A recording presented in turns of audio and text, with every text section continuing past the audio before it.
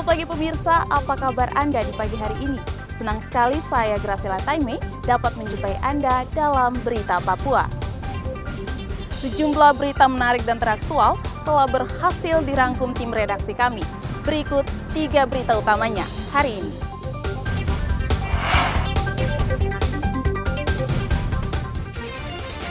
Kapal dihantam gelombang tinggi, 6 nelayan di Merauke tenggelam.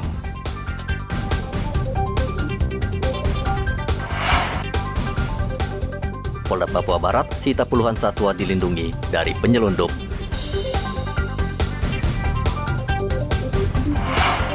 Jelang Imlek, warga Tionghoa di Mimika pasang pernak-pernik Imlek di sejumlah ruas jalan kota Mimika.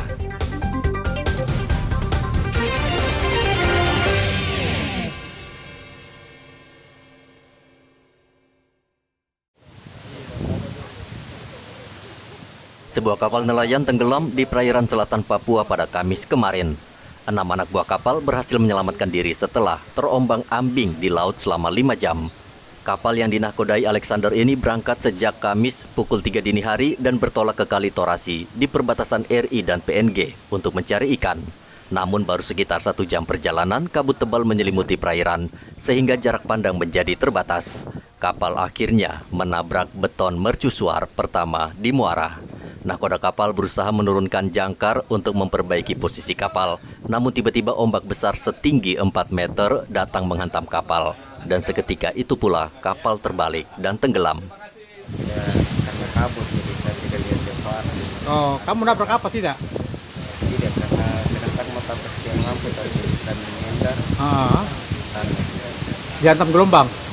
Iya, tandas jadi saya turunkan jangkar dan hantam gelombang. Dihantam. Polairut Polres Merauke bersama tim SAR langsung ke lokasi untuk melakukan pertolongan. Polairut Polres Merauke sudah mengeluarkan himbauan agar nelayan untuk sementara tidak mencari ikan karena cuaca sedang buruk. Namun masih banyak nelayan yang membandel. Kita menyampaikan himbauan dari BMKG bahwa sejak tanggal 19 Januari hari ini sampai tanggal 29 Januari itu akan terjadi angin kencang, kemudian ombak tinggi, sehingga untuk cuaca laut tidak kondusif.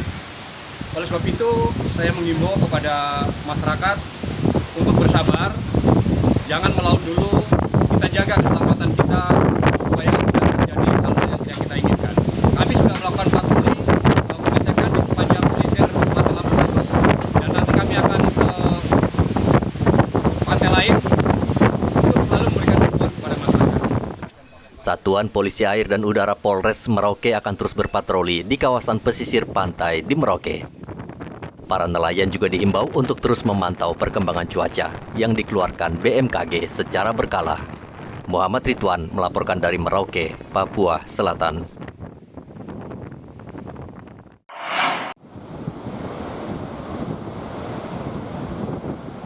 Sebuah kapal nelayan Kamis pagi tenggelam dihantam ombak setinggi 3 meter, sekitar 50 meter dari bibir pantai saat parkir. Kapal saat itu sedang tertambat di bibir pantai setelah semalam baru tiba dari menangkap ikan. Hantaman keras ombak menyebabkan kapal terombang-ambing dan akhirnya bagian buritan kapal pecah dan menenggelamkan kapal tersebut. Pemilik kapal mengaku tidak bisa berbuat apa-apa karena takut terseret ombak yang keras disertai angin yang kencang. Nelayan mengatakan sejak Kamis dini hari, angin kencang tiba-tiba datang menyapu kawasan pesisir dan menghantam kapal yang tidak tertambat dengan baik. Oh, itu kenapa memang dihantam apa gelombang? Ombak. Ombak itu? Ya. Apanya yang pecah itu Pak, kapalnya itu? Tidak tahu kalau belum Oh. belum tahu kita karena pecah. Enggak sempat diselamatkan di? Ya, tidak. Sudah habis ombaknya kencang di? Ya, ombak pecah. Tidak bisa dibuka. Nggak bisa disepak lagi Pak ya? Ya, tidak bisa. Tapi masih bisa diperbaiki tidak itu? Bisa. Bisa ya? Ya, bisa. Hingga saat ini air pasang dan gelombang tinggi masih menerpa perairan selatan Papua. Selama 3 minggu terakhir, nelayan di Merauke tidak bisa melaut mencari ikan akibat cuaca buruk. Namun beberapa hari terakhir cuaca bersahabat, sebagian mencoba memberanikan diri mencari ikan, namun cuaca buruk kembali terjadi. Muhammad Ridwan melaporkan dari Merauke, Papua Selatan.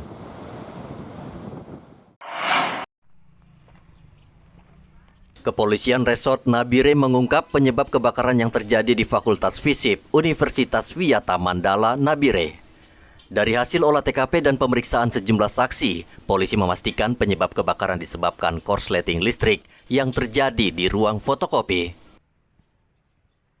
Selain itu, dari hasil pendataan seluruh ruangan di Fakultas Fisip Universitas Wiyata Mandala Nabire yang terdiri dari 1 ruangan kantor dan 12 ruang kelas ludes terbakar karena bangunan masih semi permanen. Yang diduga berasal dari bangunan kantor Fisip bagian atas yang bersebelahan dengan tempat fotokopi atau kantin yang berada di paling ujung bagian barat dari bangunan Fisip tersebut. Hasil olah TKP dari Reskrim Polres Nabire diduga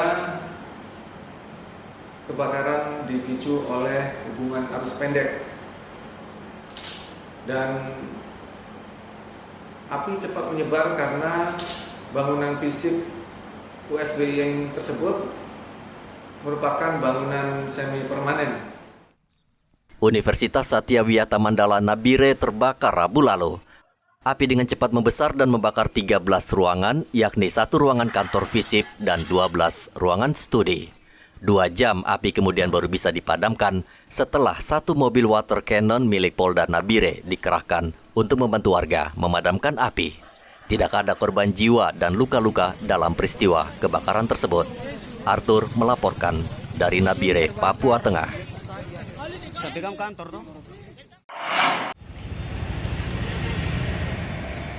Satuan Lalu Lintas Polres Mimika menggelar razia kendaraan di Jalan Hasanuddin, Mimika, Papua Tengah. Polisi menjaring ratusan mobil dan sepeda motor yang tidak memiliki kelengkapan dan melanggar aturan lalu lintas. Bahkan sebagian kendaraan diketahui memiliki TNKB palsu. Kasat Lantas Polres Mimika mengatakan banyaknya kendaraan yang terjaring dalam razia ini disebabkan tingkat kesadaran yang rendah dalam berkendara serta mematuhi aturan berlalu lintas.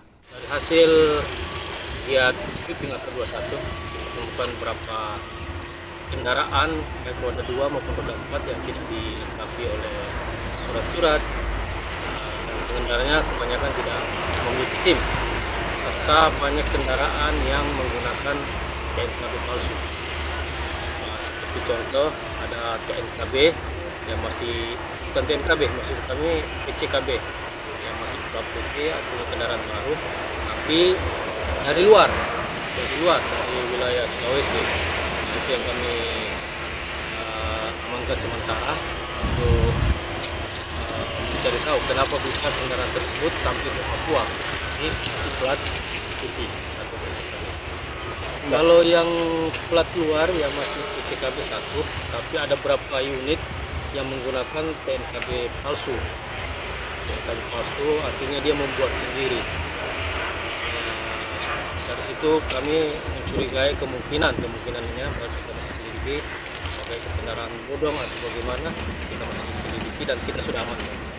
Kasat Lantas menghimbau masyarakat agar mematuhi lalu lintas dan khususnya orang tua agar menasihati dan melarang anak-anak mereka untuk mengendarai sepeda motor bila belum mencukupi umur. Dari Mimika, Papua Tengah, Igobat Momolin melaporkan.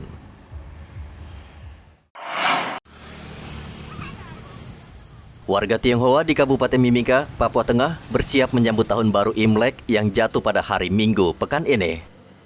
Mereka saat ini tengah disibukkan dengan berbagai kegiatan seperti memasang pernak-pernik di tengah kota agar terlihat indah dan semarak. Ketua Kerukunan Tionghoa Kabupaten Mimika, Gunawan, mengatakan menjelang Imlek warga Tionghoa juga melakukan berbagai kegiatan kemanusiaan selain menghias dengan pernak-pernik di kota serta tempat usaha. Tahun Baru Cina atau Imlek jatuh pada tanggal 22 Januari 2023 dan merupakan tahun kelinci air. Bagi warga Tionghoa, tahun kelinci air dipercaya akan membawa rejeki, namun juga malapetaka. Kami ada kunjungan ke Pomako, SD Negeri 10. Ya, di situ kami ada kebersamaan dengan siswa dan siswi, adik-adik kita, Di sekolah itu kami ada kasih seragam, ya, baju seragam, kemudian ada tas sekolah, kemudian ada alat tulis menulis, ya. Nah, kami waktu itu bekerja sama dengan Bank BRI, kami berkolaborasi dengan mereka, kami sudah jalankan. Dan yang ketiga, kami juga sudah ada satu kegiatan sosial di lembaga pemasyarakatan mengenai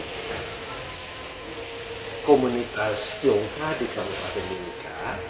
Kami akan merayakan Imlek dengan kebersamaan dengan semua ketua-ketua kerukunan, tokoh-tokoh masyarakat, Forkopimda, TNI, Polri, yaitu pada tanggal 5 Februari tahun 2023 di MNN Jawara.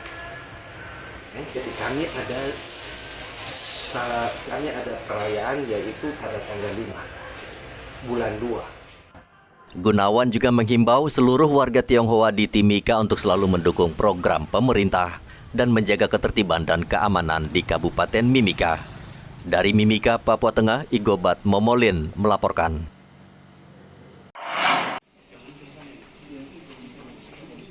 Direktorat Polairut Polda Papua Barat menyita puluhan satwa dilindungi yang disembunyikan di tengah hutan di wilayah Salawati Tengah, Kabupaten Raja Ampat, Papua Barat. Puluhan satwa dilindungi ini terdiri dari burung dan biawak yang akan diperjualbelikan di pasar gelap di wilayah Pulau Jawa dengan harga yang sangat mahal. Diperkirakan selama lebih dari 1 bulan, satwa ini disembunyikan di tengah hutan untuk menghindar dari pengejaran petugas. Namun polisi berhasil mengendus keberadaan satwa ini dan langsung melakukan penyergapan. Selain mengamankan puluhan satwa, Polairut juga menangkap 2 orang yang saat itu tengah menjaga satwa ini. Sementara pelaku utama berhasil melarikan diri. Ia diduga merupakan bagian dari sindikat penyelundup satwa liar antar provinsi. Kedua pelaku dijerat dengan Undang-Undang Nomor 5 Tahun 1990 tentang konservasi dan sumber daya alam, hayati dan ekosistem dengan ancaman pidana 5 tahun. Dan mereka berdua ini tugasnya diperintahkan untuk menjaga. Kemudian barang bukti yang kita amankan 94 ekor burung berbagai jenis. Ada kakak tua jambul merah 27 ekor, kemudian kakak tua jambul kuning sebanyak 28 ekor, kakak tua raja sebanyak 9 ekor, bayam hijau 14 ekor, bayam merah 14 ekor, dan 6 ekor biawak. Kemarin dari TKP, kemarin malam sudah kita amankan, sudah kita bawa ke Mapus. Kami sudah melaksanakan pemeriksaan dan pengembangan. Untuk kedua tersangka tersebut kami kenakan Undang-Undang Nomor 5 Tahun 90 tentang konservasi sumber daya alam, hayati dan ekosistemnya. Khususnya pasal 21, juntunya 40, apabila terbukti yang bersangkutan diancam pidana paling lama 5 tahun dan denda 1 juta. Kepala BBKSDA Papua Barat, Joni Santoso, mengapresiasi Direktorat Polairut Polda Papua Barat yang dengan gencar memberantas penyelundupan satwa liar di Papua Barat. Ia mengatakan satwa yang disita ini akan dilepas liarkan ke habitatnya. Langkah selanjutnya kami akan melakukan proses habituasi terhadap satwa-satwa ini. Mungkin saya khawatir masih ada yang dilihat dulu ini sehat atau tidak. Kebetulan Pak Budi bersama kita, sebetulnya ada satu dokter hewan yang ikut kami, ada Pak ini ya, ada satu dokter hewan dan ada tim dokter hewan yang juga nanti akan mengamati dulu. Kemudian secara bertahap mengembalikan jiwa liarnya ya Pak Ibu. Jadi kalau tidak dikembalikan jiwa liarnya, pada saat diperliarkan liar, takutnya itu nanti tidak survive dia. Jadi melalui kandang habituasi ini, itu pertama coba lihat dulu sehat atau tidak, kemudian bagaimana mengembalikan sifat dia. Nah, 3 hal itu yang akan kami lakukan nantinya. Tentunya untuk proses penanganan lebih lanjut, adalah kewenangan dari Direktorat Kepolisian Perairan dan Udara Polda Papua Barat. Penyelundupan satwa liar yang dilindungi kerap terjadi di Papua Barat. Satwa ini dijual di pasar gelap di Pulau Jawa dengan harga yang tinggi, sehingga penyelundupan satwa liar ini menjadi bisnis yang menggiurkan. Polisi diminta terus memberantas penyelundupan ini untuk memutus mata rantai peredaran dan perdagangan satwa yang dilindungi. Topan melaporkan dari Sorong, Papua Barat.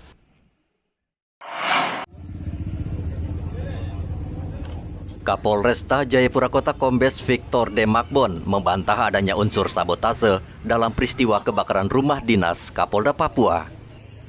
Belakangan memang beredar luas di media sosial yang menyebutkan ada pihak tertentu yang bertanggung jawab atas peristiwa ini. Kombes Victor Makbon memastikan kebakaran di rumah dinas Kapolda Papua murni disebabkan korsleting listrik, bukan disabotase atau sengaja dibakar. Namun Victor mengatakan saat ini Polri masih menunggu hasil olah TKP. Tim gabungan dari identifikasi Polresta Jayapura Kota bersama Polda Papua dan Bitlab 4 Polda Papua. Kami juga merespon ya apa yang menjadi informasi-informasi yang ada di masyarakat, terutama pasca kejadian itu banyak berita yang menurut kami tidak benar, ya, yang juga mungkin bisa menjadikan suatu keresahan. Ya, ada yang bilang sabotase dan lain sebagainya, dan tentunya ini juga kita akan jawab juga ya daripada hasil olah TKP ya, dan juga nanti hasil pemeriksaan ya. Dan kita berharap ya untuk masyarakat atau oknum yang mungkin ya mempelitir kejadian-kejadian ini ya, mengkaitkan hal ini dengan hal yang lain ya, kita berharap tidak dilakukan ya, karena tentunya ini akan berdampak dan juga berkonsekuensi hukum ya terkait orang-orang yang memberitakan berita-berita yang tidak benar. Polisi saat ini tengah meminta keterangan 5 orang saksi yang saat itu bertugas sebagai anggota piket dan staf dari perangkat rumah tangga. Rumah dinas Kapolda Papua Selasa pukul 5:30 pagi terbakar. Api berkobar dan dengan cepat menghanguskan bangunan utama rumah dinas Kapolda Papua. 2 jam kemudian, api baru bisa dipadamkan. Kebakaran ini menyebabkan kerugian material yang diperkirakan mencapai 1 miliar rupiah. Arthur melaporkan dari Kota Jayapura, Papua. Pemirsa, informasi tadi sekaligus mengakhiri jumpa kita pada pagi hari ini. Saya Graciela Taime, mewakili kerabat kerja yang bertugas menyampaikan terima kasih, selamat beraktivitas, sampai jumpa. Wanyambe.